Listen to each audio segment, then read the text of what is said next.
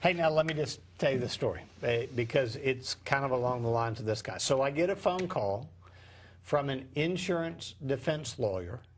He's defending a cab driver who's being sued for running a red light.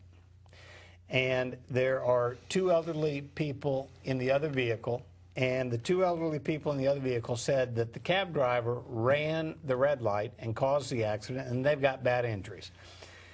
But the insurance lawyer went out immediately and found two witnesses to the accident. And one of them said, well, I was behind the white cab, and the white cab had the red light, and the white cab ran the red light and caused the accident. Well, the problem is the elderly people were in the white car, and the cab was a red car. Yeah. And so the insurance lawyer said, well, now, wait a minute, what road were you on? And sure enough, they were behind the elderly couple. There were two witnesses. There were two money-paying people in the cab. And when the accident happened, the cab driver said, I promise you, I'm not lying. They jumped out of the cab and ran. And the impact was so violent, one of them lost their shoes in the cab. He came back to the cab, got his shoes, and the cab driver said, wait, wait, wait, I need you to testify. Where are you going? And the two people in the cab said, we're wanted. There's a warrant out for our arrest. We can't stay. And they took off and they fled. And some of this stuff you just can't dream up. You can't dream up. And so our cab driver didn't run the red light. The police officer only talked to the one witness who was behind the white car that they thought was the cab, because they didn't know an accident was getting ready to happen, and it happened so quickly. So the officer cited our guy. Our guy ends up with a head injury. It is an awful injury for our cab driver, and, you know, all the fault, and the police officer put it on our cab driver. And but for the fact of an early investigation and finding early witnesses, the case would never have... Yeah, good example. Yeah, right, yeah. Anyway, so that's good that example. thought. Again, this is The Law Show. We're on WFGX now. Every Tuesday night from 9 to 10, we'll have our lawyers here answering your legal questions live across the Gulf Coast, from Mobile all the way to Panama City, I think, Randy. Yeah. And our last little spot there was our new Panama City office. The numbers to our offices are on the screen. Our Pensacola numbers, all fours, very easy to remember. But we have lawyers that just limit our practice to representing people that are injured in accidents. It's what we've done solely for 25 or 30 years. And we've got some open lines. Randy, you know, one of the reasons we do our show is because, and we've got some open lines, so if you have a question about an injury or insurance question, give us a call. One of the reasons we do the show is so people will know a little bit about us. What are the things that somebody like Taitha, who called 10 minutes ago from Alabama, her dad was killed in an accident with a logging truck, what should you look for as a person who, you know, maybe doesn't have an estate planning lawyer, doesn't know a lawyer, but what do you look for? What do you ask when you're looking for a lawyer in a serious accident case and you don't know where to start? Well, in a personal injury case, you ought to be looking for the issue of the at-fault vehicle. What insurance does the at-fault vehicle have? And in the state of Florida, the question is, when it is the at-fault vehicle, also find out whether the owner of the vehicle and the driver of the vehicle are the same person. You know, Mike, in specializing in this work, we understand what PIP law is. We understand no-fault law. We understand uninsured motorist and stacking coverage and non-stacking coverage. We understand about the concept of bad faith law. But you really need to have a board certified. It's just a lawyer that specializes in that area of practice. And so there are civil trial lawyers that are board certified. It means you take an extra test, and it means you have a certain amount of trial hours where you're in the courtroom trying cases. But it basically means that you focus your practice not on doing divorces and then doing some criminal work and then doing a car accident and then doing a criminal case and then doing a DUI, but rather you focus only on the car accident cases. And what about, you know, we drive through town and we see billboards for lawyers. You look in the yellow pages, you see a lot of ads for lawyers who do personal injury work or accidental injury work. And we've got an ad in the yellow pages, we've got billboards.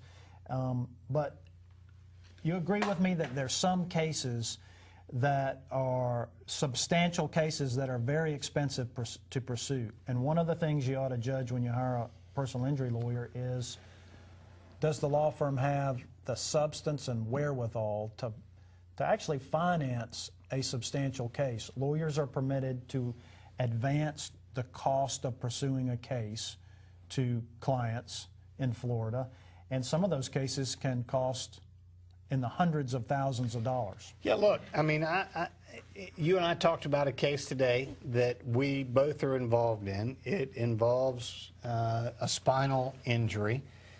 The client lives in Miami, so we have to fly down to Miami. We have to take the doctor's depositions in Miami.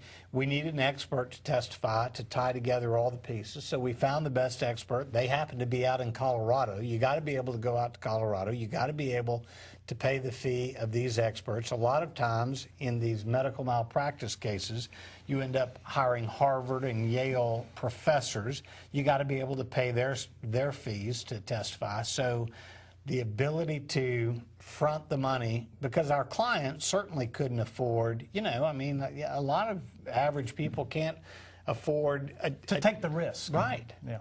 And it's all on a contingent fee basis. Yeah. So the fact that the firm has the ability to front the cost and take the risk of it is substantial. Yeah. All right, listen, I'm Mike McLeod. I'm here with my partner, Randy Thompson. We're here for all the lawyers with Kerrigan, Estes, Rankin, McLeod, and Thompson. Our firm limits its practice to representing people who are injured in accidents. We've worked across the panhandle of Florida for 30 years now, and we've got offices in all the locations listed on our screen. We're going to take one more short break, but we'll come back, and we've got some open lines. So if you have a question about an accidental injury, any sort of injury, if you have a question about insurance, or really any matter that you want us to address or take a shot at, we'll be happy to answer your question. Randy, we're going to be here every Tuesday night from right. 9 to 10. Well, hopefully now it's not just you and me. It's not going to right? be just you and me. There are going to be others. Hopefully I'll get Bill Rankin instead of you every now and then. One of the smartest, most well-read guys you could ever imagine, Bill Rankin. Yeah. Bob Kerrigan's tried more cases than any of us, I think, over the years and had great results. George Estes was, I'm rambling on about our partners, the editor of the Law Review at Florida for years, and we're proud to have Autumn on now. And yeah. You and me do the law show a lot. Well, look, the issue, though, is you talked about the ability to fund these cases. Here's the difference. So if you go to a lawyer that does everything, whatever walks in his door, kind of a family lawyer, just to keep, you know, the stuff going, he or she may not have the ability to go to Colorado to find these experts, may not even have the connections to know where these experts are. You recently got asked to be involved in a wrongful death case where you played a substantial role in an expert in connecting up the causation. Just the fact that we've been doing this and only this for this many years means that we know where these various specialties are, where they're located, and how best to help the clients. When a sole practitioner coming in who does a little bit of everything. Nothing wrong with it. Nothing wrong with it, but may not know or may not have the connections or may not have the financial ability to, you know, connect the dots. And it makes all the difference in the world. Yep, I agree. All right, we are going to take a break now. Again, I'm Mike McLeod. I'm here with Randy Thompson. Our firm is Kerrigan, Estes, Rankin, McLeod, and Thompson. We represent injured people across the panhandle of Florida. We have offices in Pensacola, Panama City, and Destin, Fort Walton Beach, and Port St. Joe. We've got open lines. All you need to do is call the numbers that are on the screen, and we'll answer your legal questions when we get back. We'll be right back.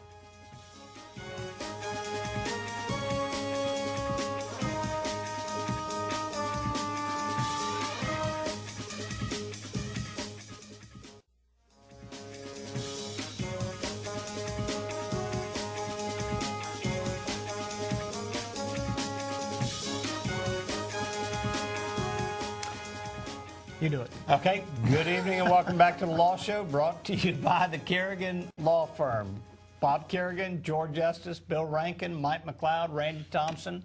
We're glad to be here to help answer your legal questions if you have them. We specialize in accident cases where people have been seriously injured through the fault of someone else. It includes product liability, medical malpractice, car accidents, slip and fall cases.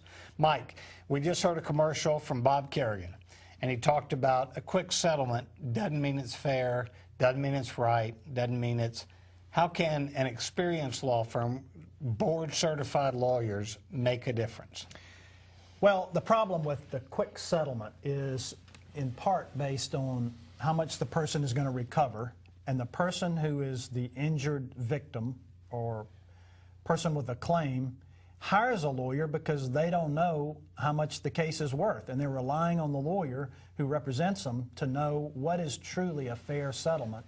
And a lot of those settlements and what's fair about those settlements can't be determined over a short period of time. It takes, Randy, a lot of effort to determine if a person who's seriously injured meet with their doctor. What's the person going to be like 20 years from now? What's a teenage person who's got a serious injury going to be like when they get older, your age or my age?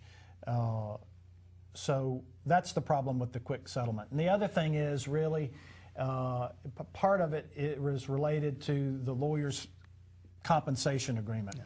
In cases like this, lawyers typically charge a percentage of the recovery to the person, to the client. And it benefits the client because the lawyers take the risk, and the person who's injured and who may not have a job at the time doesn't have to pay a substantial hourly rate to good lawyers with good assistance. The lawyer benefits because the better the lawyer does, the better the lawyer's compensation. So the system has some benefits for both. But for a person to hire a lawyer and to have that lawyer enter into a quick settlement for an amount of money that the person could almost get on their own, it just doesn't benefit anybody but the lawyer. So we think in these serious injury cases that the lawyer's got to absolutely protect the client, not get in a big rush, make sure that they're able to absolutely prove who's at fault in the accident, make sure that we know, well, how is this client going to be 10 years from now, 20 years from now? How's the person going to be when they get older? Right. There's some of those end of life issues in some cases. How is a person going to take care of themselves when their spouse or loved ones aren't available to do that? So we don't get in a rush with cases where we have these serious injuries. It's not right for the clients. We don't need to do it. We wouldn't do it if we had to do it. We just wouldn't do it. So